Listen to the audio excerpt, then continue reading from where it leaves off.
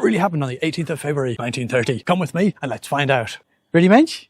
Let's go. It was on this date that the first cow was ever flown on a plane and milked mid-air. The stunt was organised by the Aeronautical Chamber of Commerce to raise awareness of recent advances in aviation safety. So Elm Farm Ollie, a high-yield Guernsey, and her best friend and unofficial ambassador to Atlantis, my great-great-great-great-great-great-grandfather, Forthwith Delaney, hopped on to a Ford Tri-Motor, ready for liftoff.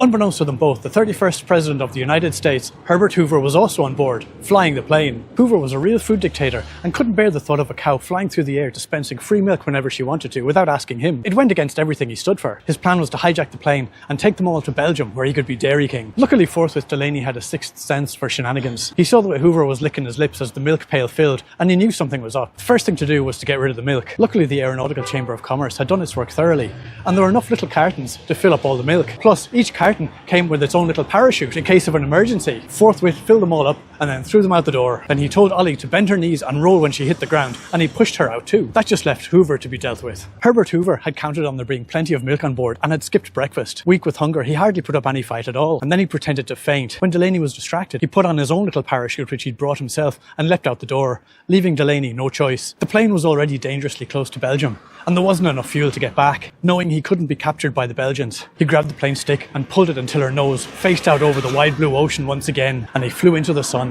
Some people say that the island of Atlantis rose to save him in his hour of need, and that he lived out the rest of his life in that earthly paradise, which sounds unlikely. But what I worry about is that all these reports about Elm Farm Ollie talk about her being the first cow to be put on board a plane and milked. How many more have there been since? What are they doing up there? Are they still working on the dream of free, nourishing milk rain? Or is Herbert Hoover hatching some terrible new plan now that he knows Delaney isn't around to stop him?